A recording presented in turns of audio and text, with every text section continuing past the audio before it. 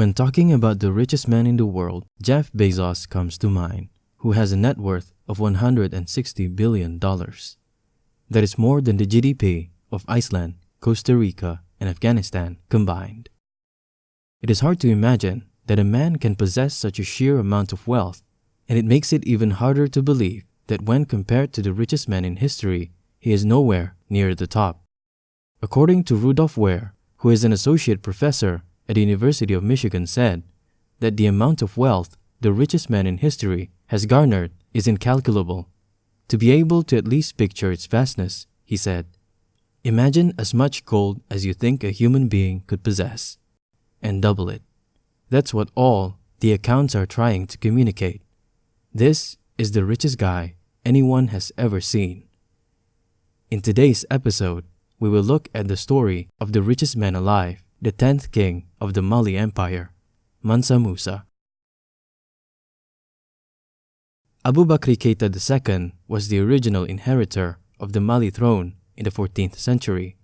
However, he wanted to explore the limits of the Atlantic Ocean, and thus, he appointed Musa, his brother, as the deputy whilst he embarked on the grand expedition. The Arab-Egyptian scholar Al-Umari quotes Mansa Musa as follows: "The ruler who preceded me did not believe that it was impossible to reach the extremity of the ocean that encircles the earth, and wanted to reach that and obstinately persisted in the design. So he equipped 200 boats full of men, as many others full of gold, water, and victuals, sufficient enough for several years.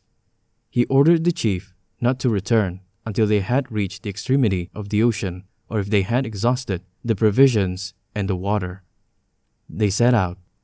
Their absence extended over a long period, and at last only one boat returned. On our questioning, the captain said, 'Prince, we have navigated for a long time until we saw in the midst of the ocean as if a big river was flowing violently. My boat was the last one. Others were ahead of me. As soon as any of them reached this place, it drowned in the whirlpool and never came out. I sailed backwards to escape this current.' But the Sultan would not believe him. He ordered 2,000 boats to be equipped for him and for his men, and 1,000 more for water and victuals. Then he conferred on me the regency during his absence and departed with his men on the ocean trip, never to return, nor to give a sign of life." Because of this reason, Mansa Musa officially became the 10th Mansa of the Mali Empire in 1312. Musa's empire was so vast, it stretched for about 2,000 miles from the Atlantic Ocean all the way to the modern Niger, taking in parts of what are now Senegal, Mauritania, Mali, Burkina Faso, the Gambia, Guinea, and Ivory Coast. With such a large landmass came great resources such as gold and salt. At that time, the European nations were struggling with the raging civil wars and the lack of resources. Being the Mansa of the Mali Empire, he had the exclusive rights to dispense justice and also to monopolize trade, particularly gold. At that time, Mali was the leading producer of gold worldwide. According to the British Museum, the Mali Empire accounted for almost half of the old world's gold, and with a high demand of the commodity, it turned Musa into the richest person in history. Unlike today, the news about countries around the world is not as easily accessible. So how and when did the world started to recognize the immensity of Mansa Musa's wealth? Musa's wealth was put on display for the world to see when he was performing his pilgrimage to Mecca. The pilgrimage took place between the year 1324 and 1325. People could not believe the sight they were seeing. There were tens and thousands of soldiers, heralds, entertainers, and camel drivers, including 12,000 slaves, whose duty was solely to carry the gold bars marching through the desert. All of them were draped in Persian silk, and each of them was carrying a golden staff. Along with the procession, a long train of goats and sheep trailed them, which will be used to feed the procession. It was a city moving through the desert. In his journey to Mecca, he gave away his gold to the poor, and he also used it to trade for souvenirs. Although his generosity awed the people, Due to the sudden influx of gold, it affected the economy of the region. In an effort to rectify the gold market, Musa borrowed all the gold he could carry from money lenders in Cairo at high interest on his way back from Mecca. It took 10 years until they finally recover from the economic crisis. Never, in any other part of history, has ever a person affected the price of gold in the Mediterranean.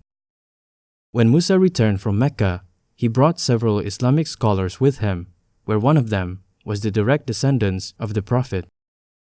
He also brought the Andalusian poet and the architect Abu Ishaq, who is famously known today as the designer of the Jinn Mosque. It is believed that Musa paid Abu Ishaq 200 kilograms of gold, which in today's money would cost about $8.2 million. He had the vision of making Timbuktu as the center of education, and with his wealth, he funded the building of schools, libraries, and mosques.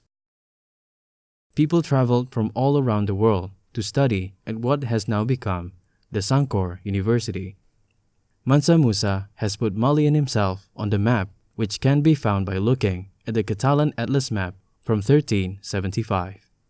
You will notice a man sitting on a golden throne with a crown and a golden scepter, whilst also holding and examining a piece of gold on his right hand.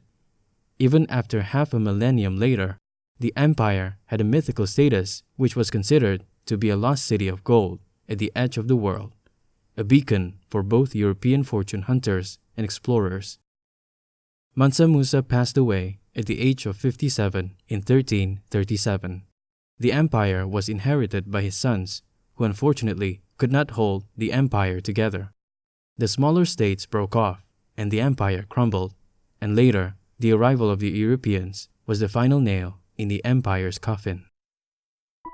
That's the story of the richest man in history. What do you think of today's episode?